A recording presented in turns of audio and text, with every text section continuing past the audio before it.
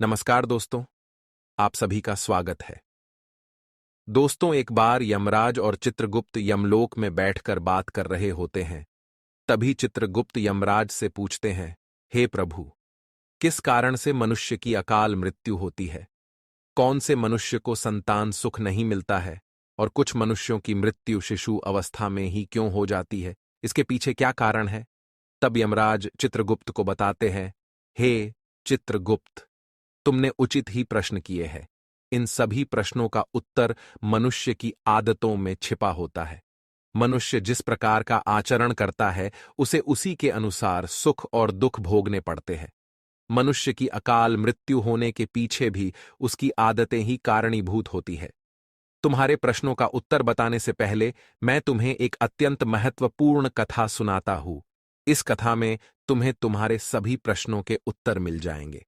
इसीलिए तुम इस कथा को ध्यान से जरूर सुनना।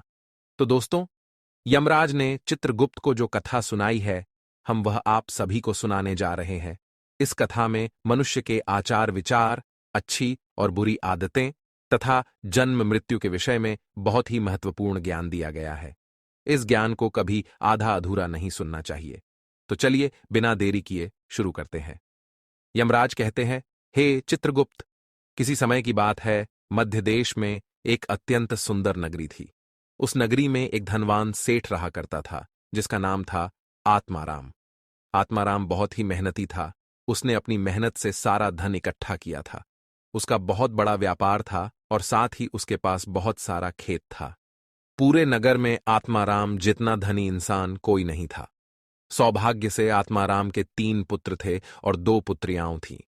आत्माराम के सभी पुत्र पुत्रियों का विवाह हो चुका था। आत्माराम के 3 बेटे उसी के साथ रहते थे और उसके कामकाज में उसकी सहायता करते थे।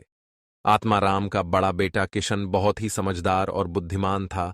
वह अपने पिता के सारे काम संभालता था। छोटा बेटा गणेश भी खेत देखता था और खेत के सारे काम करता था, और तीसरा सबसे छोटा बेटा पढ़ाई करता था। आत्माराम के दोनों बेटों का विवाह हो चुका था और कुछ समय बाद पढ़ाई खत्म होने पर उसने उसके छोटे बेटे का भी विवाह करा दिया और उसे भी अपने व्यापार में काम पर लगा दिया। भगवान की कृपा से सब कुछ ठीक चल रहा था। कई वर्ष बीत गए।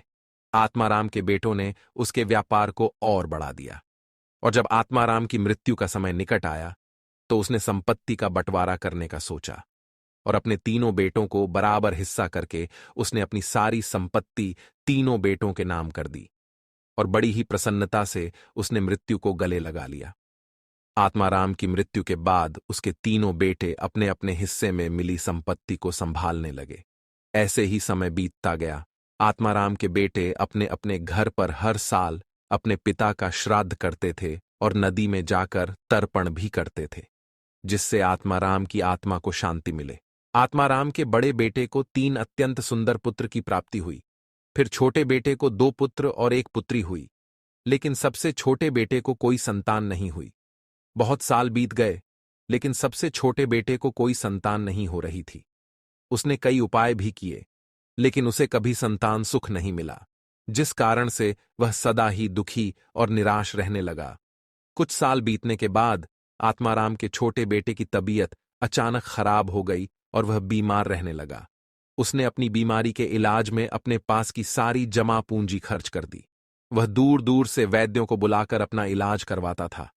बीमारी के कारण वह अपने कामकाज पर ध्यान नहीं दे पा रहा था, इसीलिए उसकी परिस्थिति और भी अधिक खराब होने लगी थी। उसने कई बार अपने भाइयों के पास मदद मांगी और उनसे उधार पैसे लेकर जीवन का गुजारा करने लगा था। कई वैद्यों को दिखाने के बाद भी उसकी बीमारी ठीक नहीं हो रही थी, जिस कारण से वह बहुत दुखी रहने लगा था। उसके भाई भी अब उसकी मदद करके थक चुके थे, लेकिन अब उन्होंने भी उसकी मदद करना बंद कर दिया। क्योंकि वह अपने बड़े भाइयों से ठीक से बर्ताव नहीं करता था, वह अपने भाइयों की उन्नति देखकर जलने लगा था और उनसे द्वेष करने लगा था, जिस कारण से वह और भी अधिक दुखी रहने लगा था। फिर एक दिन अचानक उसकी मृत्यु हो गई और फिर यम के दूत उसे लेने के लिए उसके पास आ गए। यम के दूत उसे घसीटते हुए यमलोक लेकर जाने लगे। फिर यमलोक पहुंचने पर उसे यमराज के सामने लाकर खड़ा कर दिया गया। वहां पर जाने के बाद वह छोटा बेटा रोता हुआ यमराज से पूछने लगा, हे यमराज, मैंने ऐसा कौन सा पाप किया है जिससे मुझे ये दिन देखने पड़े। मैं तो कितना अच्छा भला इंसान था, लेकिन किस कारण से मुझे अचानक रोगों ने ग्रसित कर दिया? किस कारण से मेरा सब कुछ नष्ट हो गया? ऐसा मैंने कौन सा पाप किया है? फिर यमराज कहते हैं, अरे मूर्ख, तूने अपने जीवन में बहुत पाप किए हैं। तेरी बुरी आदतों के कारण ही तुझे ये दिन देखने पड़ रहे हैं। तेरी अकाल मृत्यु का कारण भी तू खुद ही है। अब मैं तुम्हें बताता हूं कि तूने शास्त्रों के कौन से नियमों का उल्लंघन किया है, जिस कारण से तेरी दुर्दशा हुई है। जो भी मनुष्य शास्त्रों के नियमों का उल्लंघन करता है, उसकी भी दशा तेरे जैसी ही होती है। यमराज उस छोटे बेटे से कहते हैं, मनुष्य को हमेशा अपने 5 अंगों को साफ करके ही भोजन करना चाहिए। दोनों पैरों को तथा दोनों हाथों को और अपने मुख को जल से अच्छी तरह से स्वच्छ करके ही भोजन करना उचित होता है।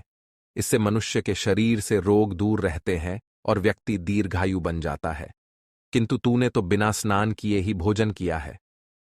यमराज कहते हैं, भोजन शुरू करने से पूर्व उस भोजन के लिए भगवान को धन्यवाद देना चाहिए और संसार के समस्त प्राणियों को भोजन प्रदान करने की प्रार्थना करनी चाहिए। इस प्रकार से अन्न देवता को प्रणाम करके भोजन करने से मनुष्य को कोई पाप नहीं लगता है। लेकिन तूने ऐसा कोई भी कार्य नहीं किया। तूने कभी ईश्वर का धन्यवाद नहीं किया। तूने कभी प्राणियों को भोजन नहीं दिया, कभी द्वार पर आए भिक्षुक को अन्न नहीं दिया। इसी कारण तेरी यह दुर्गति हुई है। यमराज कहते हैं, जमीन पर बैठकर भोजन करना ही श्रेष्ठ होता है। बिस्तर पर बैठकर भोजन करने से मनुष्य के शरीर में रोग उत्पन्न होते हैं और उसकी आयु कम हो जाती है। तू बड़े आराम से बिस्तर पर बैठकर भोजन करता था, इसी कारण से तेरे शरीर में रोग निर्माण हुए। शास्त्र कहते हैं कि दहलीज पर बैठकर भी भोजन नहीं करना चाहिए, किंतु तूने इस नियम का भी पालन नहीं किए, जिससे तेरी धन संपत्ति भी नष्ट हो गई। दहलीज पर बैठकर भोजन करने से धन का नाश होता है। यमराज कहते हैं, 3 प्रकार का भोजन मनुष्य को ना ही करना चाहिए। जिस भोजन के ऊपर से कोई पैर रखकर चला गया हो अथवा कोई व्यक्ति भोजन को लां कर गया हो, ऐसे भोजन को कभी खाना नहीं चाहिए। ऐसा भोजन अशुद्ध हो जाता है। ऐसे भोजन को पशुओं को खिला देना चाहिए।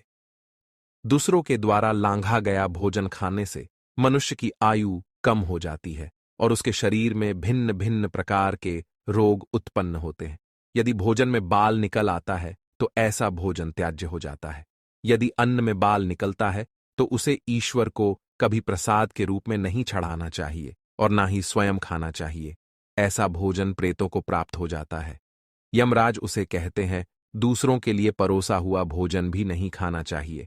जो मनुष्य दूसरों का भोजन छीन के खाता है अथवा किसी को बिना दिए ही स्वयं उस अन्न का उपभोग करता है, उससे देवी अन्नपूर्णा रुष्ट हो जाती है। भोजन सभी में बांटकर खाना चाहिए। दूसरों के हिस्से का भोजन करने से मनुष्य के पुण्य कर्म नष्ट हो जाते हैं, लेकिन तूने इनमें से किसी भी नियम का पालन नहीं किया, इसी कारण से तेरी आयु कम हो गई। शास्त्रों के अनुसार दिन के समय में मनुष्य को उत्तर की ओर मुख करके मलमूत्र का त्याग करना चाहिए। यदि रात्रि के समय मलमूत्र का त्याग करना हो तो दक्षिण की ओर मुख करके करना चाहिए। मलमूत्र का त्याग करते समय हमेशा अपने सिर को ढककर रखना चाहिए। किसी भी पेड़ के नीचे, कुएं के पास, नदी के किनारे के पास, गौशाला के पास, देव मंदिर, अग्नि के पास तथा शमशान भूमि के पास कभी मलमूत्र का त्याग नहीं करना चाहिए। शास्त्रों में कहा गया है, खड़े होकर भी मलमूत्र का त्याग नहीं करना चाहिए। इससे शरीर में रोग और विकार निर्माण होते हैं।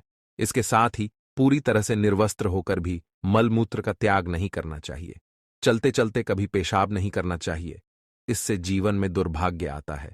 जूते पहनकर, छाता लगाकर भी मलमूत्र का त्याग करना अनुचित माना जाता है।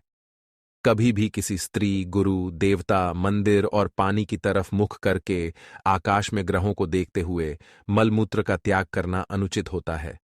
रात्रि में चंद्रमा और अग्नि की तरफ देखते हुए भी मलमूत्र का त्याग नहीं करना चाहिए।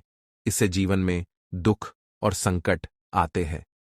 मलमूत्र का त्याग करने के बाद उस भाग को स्वच्छ करना चाहिए तथा अपने हाथों को भी जल से शुद्ध करना चाहिए। मलमूत्र का त्याग करने के बाद किसी दीवार पर साफ नहीं करना चाहिए। इससे पशु के रूप में जन्म प्राप्त होता है। मलमूत्र का त्याग करने के बाद उसे अच्छे से ढक देना चाहिए और उस पर मिट्टी डालनी चाहिए। ताकि कोई पशु उसे खाए नहीं। यमराज कहते हैं, मनुष्य को कभी निर्वस्त्र होकर स्नान नहीं करना चाहिए, इससे पितृदेव रुष्ट हो जाते हैं। पितृदेव रुष्ट हो जाने पर मनुष्य अपना सब कुछ खो बैठता है। किंतु तूने सदैव ही निर्वस्त्र होकर ही स्नान किया है, जिस कारण से तेरे पितृ भी तुझसे नाराज थे। इस प्रकार से यमराज उस छोटे बेटे को बहुत सारा ज्ञान देते हैं और यमदूतों से कहकर उसे नरक ले जाने की आज्ञा देते हैं। तो दोस्तों, इस प्रकार से मनुष्य को कभी शास्त्रों के नियमों का उल्लंघन नहीं करना चाहिए। यमराज ने चित्रगुप्त को जो ज्ञान दिया है वह अत्यंत महत्वपूर्ण है। उम्मीद है आपको यह जानकारी अच्छी लगी होगी। वीडियो को लाइक जरूर करें। ऐसी ही आध्यात्मिक जानकारी वाले वीडियो देखने के लिए चैनल को सब्सक्राइब करें और कमेंट में जय श्री कृष्ण अवश्य लिखें। आप सभी का धन्यवाद।